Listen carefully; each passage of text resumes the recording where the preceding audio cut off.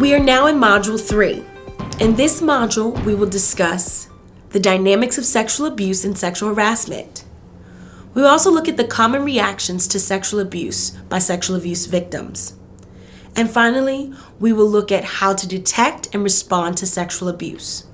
Let's take a look at our training objectives. In Module 3, we will understand the dynamics of confinement, identify the common reactions of juvenile victims of sexual abuse and sexual harassment, provide information on the dynamics of sexual abuse and sexual harassment in juvenile facilities, identify how to detect and respond to signs of threatened and actual sexual abuse, and identify how to distinguish between consensual sexual contact and sexual abuse between residents. So let's do a brief exercise. Let's take a look at this question. What factors may lead to sexual abuse in juvenile confined settings? Some answers could include power imbalances, poor staff supervision, a facility with a lot of blind spots, and the list goes on. As staff, however, it is important for us to really think about these things so that we can reduce and prevent sexual abuse happening in our confined settings. It is important for us to prevent sexual abuse because sexual abuse that occurs in custody triggers new mental illnesses and exacerbates existing ones. Over 60% of the youth that we serve come in with a mental health illness. Just coming into the custody of our care alone could be traumatizing for our young people. It is important that we understand how sexual abuse impacts this. Also, sexual abuse spreads infectious diseases, and it increases health and mental health care expenditures. Let's take a look at some of the dynamics of sexual abuse. Let's start off looking at predators. Specifically, what are predators looking for? Predators look for means, opportunities, and vulnerability by selecting targets who are seen as least able to defend themselves, are less likely to be believed, who are also disliked or even ostracized. Predators are most likely to be older, have been incarcerated for longer periods of time, are deemed physically aggressive, manipulative, and are often members of a gang. With regards to a female youth facility, relationships and loyalty tend to be valued highly. In contrast, male youth facility cultures value aggression and power. Being victimized and seeking help are often perceived as a sign of weakness. Aggressors typically employ one of the several methods to control their victims. Sometimes they'll use force, such as physical assault or threats of harm.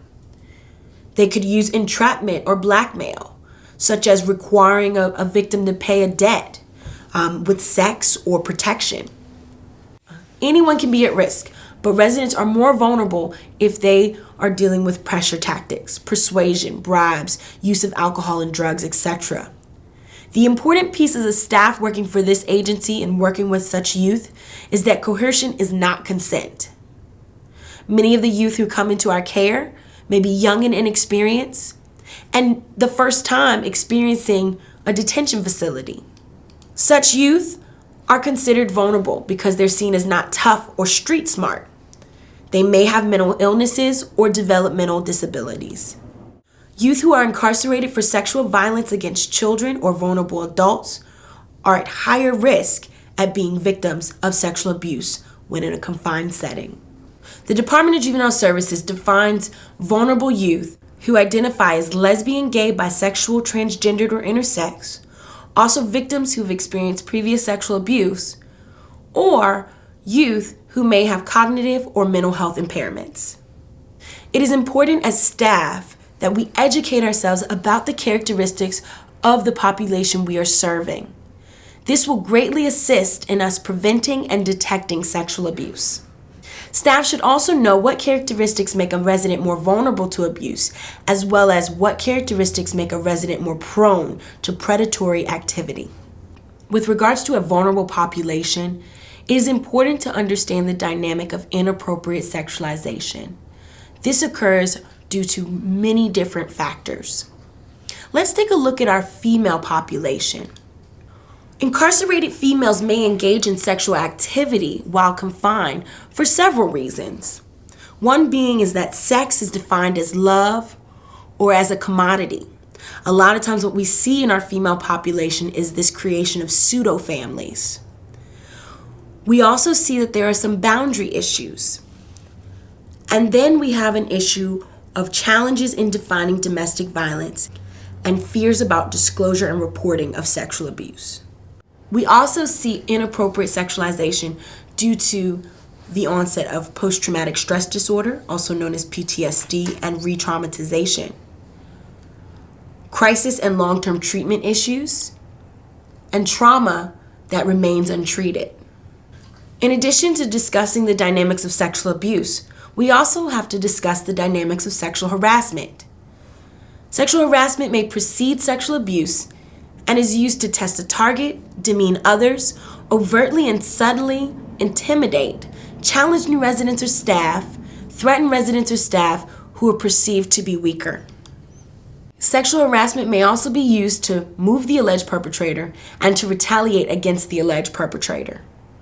It is imperative that staff recognize and address harassment.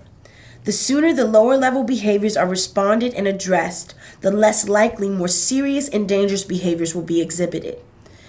How they take control of what behaviors will and will not be accepted is how the culture of facility is developed.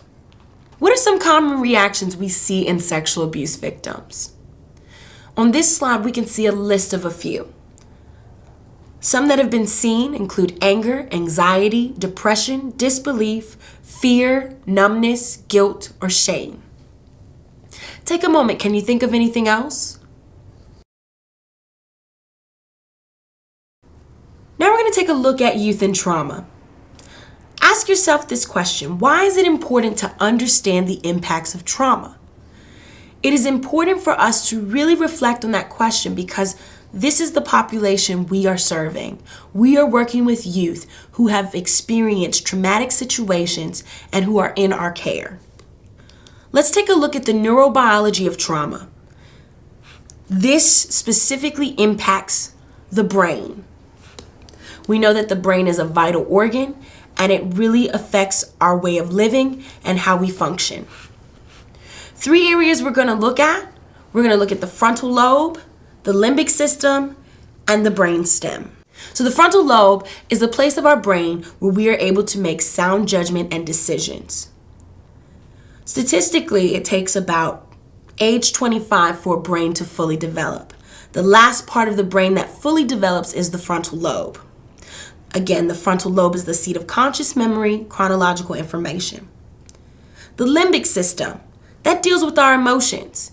It controls them and our responses to fear and sensory memories. And the brain stem controls our instinctive reactions. That's where fight, flight, or freeze exists. Here's some more information regarding the frontal lobe. It is responsible for conscious memory and verbal skills. It helps an individual put events in order. It takes time after a traumatic event for a victim to recall information. A lot of times during trauma, the frontal lobe can become disassociated from the rest of the brain, preventing a victim from remembering or preventing them from speaking about their memories. The limbic system, again, controls the senses and the emotions. The limbic system also includes the amygdala. That's an almond-sized structure that stores memories of fearful experiences. And the hippocampus, which is a finger-sized cluster of neurons, which is the hub of memory and learning, because all conscious memory must be processed through this structure of the brain.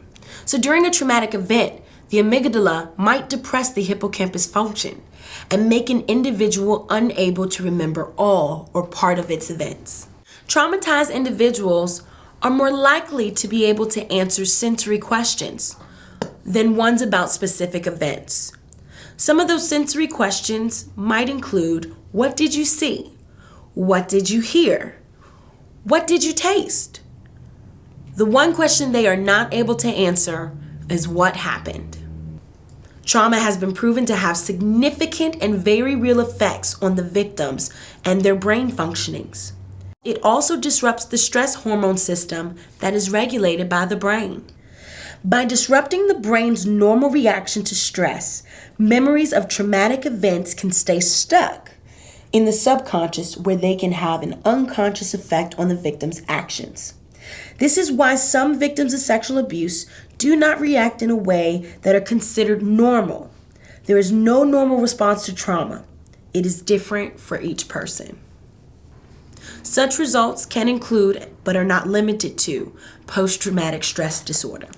Here are some statistics on youth who have been in detained settings and have been exposed to trauma. According to such statistics, girls who have been exposed to trauma rank at 92%, boys 93.2%, and girls and boys who've been detained and have been exposed to trauma 6 or more times is 56.8%. Some interesting statistics as well is that 94% of rape victims demonstrate PTSD symptoms within the first month of the assault. Also, youth that have been impacted by trauma are 13 times more likely to abuse alcohol, 26 times more likely to abuse drugs, and 4 times more likely to contemplate suicide. Here are some examples of the occurrences of traumatic events that some of our youth have experienced. Child abuse or neglect, witnessing a violent event, the sudden death of someone close to them. Such situations can have a lasting effect on the areas of the brain involving memory and emotion. Let's take a look at this picture.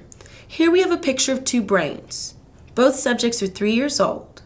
On one side, we see a picture of a normal brain.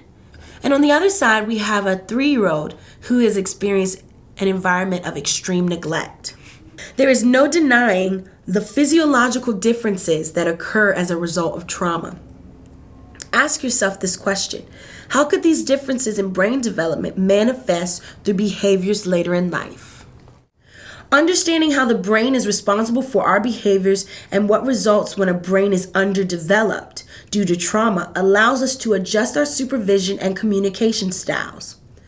A trauma-informed environment will tailor to the needs of each resident to ensure individualized treatment approaches. Let's take a look at this slide. Here are a list of effects on a youth's brain and behaviors. Youth who have experienced trauma demonstrate such behaviors like depression, agitation, avoidance, problems sleeping, flashbacks, nightmares, and hypervigilance.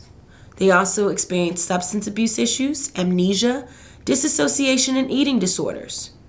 They also show signs of suicidal ideation and issues with core beliefs. If you know a resident has experienced trauma, do you believe that their ability to participate in a program and comply with directives might be impacted? It is not unusual for a correctional environment for staff to view youth with cognitive deficiencies as being manipulative or oppositional because they will not follow directions. However, it is equally important to assess how these legitimate behavioral outcomes of trauma will manifest themselves in a correctional environment. Some ways that we can see how trauma interferes with cognitive functioning includes thought processing, concentration, memory and specific recall, realistic assessment of one's own situation, and decision making. The important takeaway from all of this is that trauma affects the resident's ability to cooperate and interact with others. So how will you know if a youth in your care has a history of trauma? According to PREA Standard 115.341, it requires all facilities to obtain information from residents in a juvenile facility. This is completed by our agency through the Screening for Risk of Sexual Victimization and Abusiveness. This screening tool provides youth the opportunity to provide input regarding their experience or history of sexual abuse or victimization. These sexual victimization tools help facilities to determine housing and roommate options and also a youth's need for a level of supervision. Good practice will also include a reassessment for vulnerability if a critical event occurs. Some examples of these could be an illness or death of a family member, failing to adhere to their conditions of probation, or experiencing victimization. We have now reached the end of Module 3. By the end of this module, you are now able to understand the dynamics of confinement, Identify the common reactions of juvenile victims of sexual abuse and sexual harassment. Provide information on the dynamics of sexual abuse and sexual harassment in juvenile facilities. And identify how to distinguish between consensual sexual contact and sexual abuse between residents. The next few slides you will see will review the PREA standards discussed in this module. After reviewing those slides, you will be ready to take Module 3's examination.